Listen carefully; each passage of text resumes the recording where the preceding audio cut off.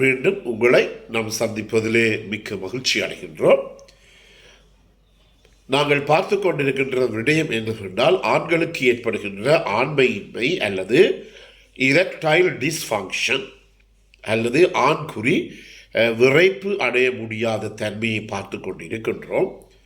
இரண்டு வகையான காரணங்கள் இருக்கின்றது. ஒன்று, உடல் ரீதியான உடலிலே இருக்கின்ற நோய்கள் காரணமாக ஏற்படுகின்ற பிரச்சனை. இரண்டாவதாக, மனது பாதிக்கப்பட்ட பிற்பாடு ஏற்படுகின்ற பிரச்சனை. இந்த ரெண்டுக்கு இடையில் இருக்கிற வித்தியாசத்தை எவ்வாறு நாங்கள் கண்டுபிடிப்பது என்பதை பற்றி பார்த்து கொண்டிருக்கின்றோம்.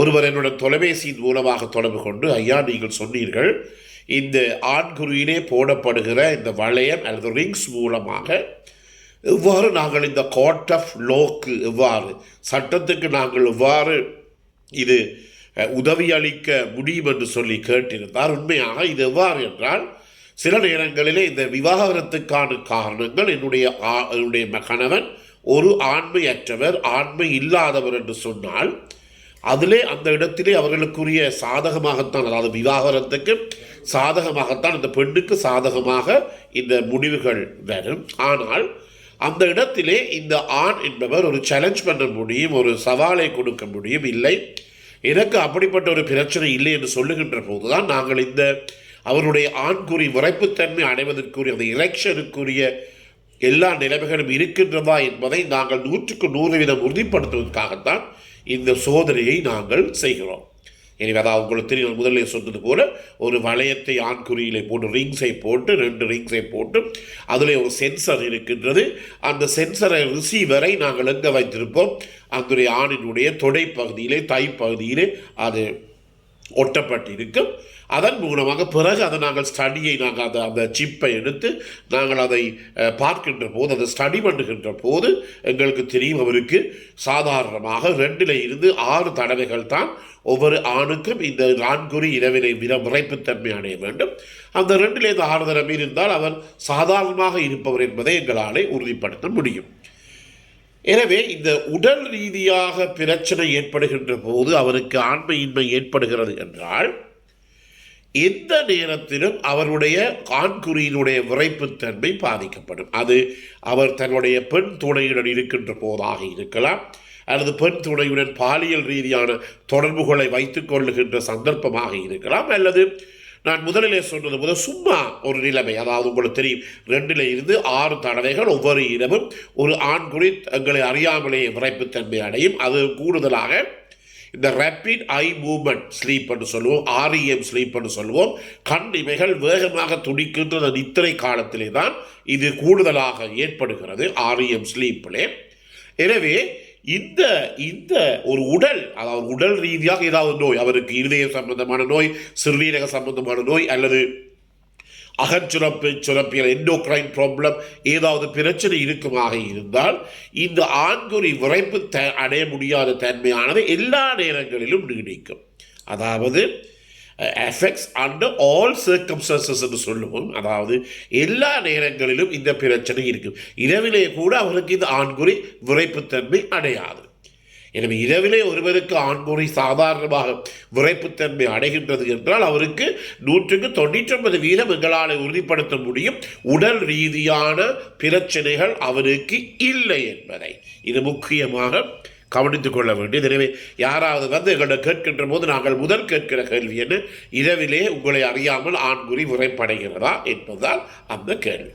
எனவே உடல் பாதிக்கப்படுகின்ற போது, உடல் ரீதியாக நோய் ஏற்பட்டு அதன் மூலமாக ஆண்மையின்மை ஏற்படுமாக இருந்தால் என்ன நடைபெறும், எந்த நேரத்திலும் ஆண்குறி விரைப்புத்தன்மை அடையாது.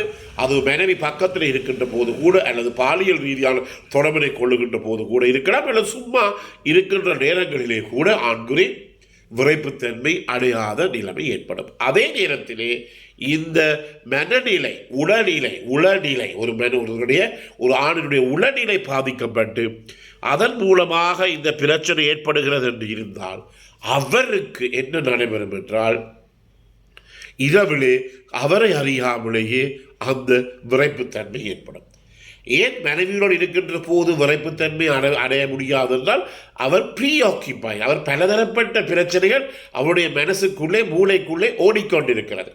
இந்த மனைவி எனக்கு பேசினாள், இவ பேசினா எனக்கு, அல்லது இவருடன் நான் சண்டை பிடித்தேன், இவ பெரிய திமிர்காரி, ஆங்காரக்காரி, எனவே இவருக்கு கீழே நான் பணிந்து போக வேண்டுமா போன்ற ப்ரீ ஆக்கியபை தாட்ஸ் என்று சொல்லுவோம். அதாவது எங்களை அறியாமலுள்ளே மூளையிலுள்ளே இந்த நெகட்டிவ் ஐடியாஸ், எதிர்மறையான கருத்துக்களோ சிந்தனைகளோ போய்கொண்டிருக்கின்றது.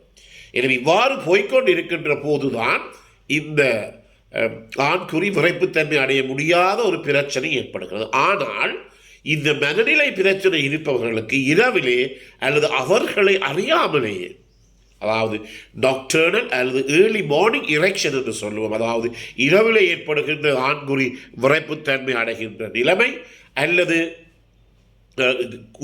விடிய காலையில், உங்களுக்கு தெரியும், நான் முதலிலே பல இடங்களில் சொல்லியிருக்கேன், விடிய காலையில் தான் ஏர்லி மார்னிங், சாதாரணமாக காலையிலே 4 மணியில் இருந்து 5:30 மட்டும்தான் எங்களுக்கு இரத்தத்தில் இருக்கின்ற இந்த டெஸ்டோஸ்டெரோனுடைய அளவு மிகவும் அதிகமாக இருக்கிறது. எனவே இந்த தான் ஒரு தம்பதியினர் பாலியல் ரீதியான தொடர்பினை கொள்வதற்குரிய உன்னதமான காலைப்பகுதி நேரம் விடியற்காலை 4 மணியில் இருந்து விடியற்காலை 4 மணியிலிருந்து 5:30 மட்டும்.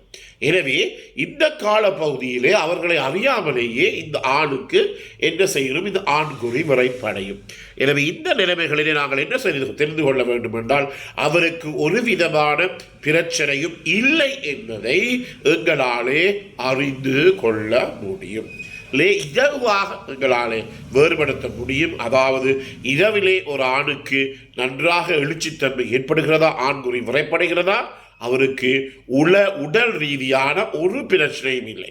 நாங்கள் அவருக்கு மருந்துகள் இல்லாமலேயே அவரை எங்களால் குணப்படுத்தக்கூடியதாக இருக்கும். ஆனால் இரவிலும் கூட அல்லது மனைவி பக்கத்தில் இருக்கின்ற போது கூட ஆணுக்கு இந்த விரைப்புத்தன்மை அடையவில்லை என்று நிலை இருக்கின்ற போது அதில் இருந்து நாங்கள் அறிந்து கொள்ள முடியும் என்று அவருக்கு உடல் ரீதியான பிரச்சனைகள் இருக்கின்றபடியினால், உடல் ரீதியான பிரச்சனைகள் ஏற்படுகின்ற போது நாங்கள் அடுத்த முறை நிகழ்ச்சியிலே பார்ப்போம். கூடுதலாக இந்த கொரோனரி ஆர்டரி டிசீஸ், இதயத்தில் இருக்கின்ற முடியுறு நாடிகள் பாதிக்கப்பட்ட தன்மை, இது மிகவும் நெருங்கிய தொடர்பினை இருக்கின்றது. அதாவது ஒருவருக்கு ஆண்குறி விரைப்படையாத தன்மை இருக்கின்ற போது அவருக்கு சில நேரங்களில் மிக விரைவிலேயே மாரடைப்பு அல்லது ஹார்ட் அட்டாக் அல்லது மயோகார்டியல் இன்ஃபாக்ஷன் ஏற்படக்கூடிய சந்தர்ப்பங்கள் மிக மிக அதிகம் என்று அண்மையிலே வந்த ஆராய்ச்சி முடிவுகள் தெரிவிக்கின்றது. எனவேதான் இது காரணமாக அவருடைய இரவிலே கூட பகலிலே கூட இந்த எழுச்சித்தன்மை பாதிக்கப்படும்.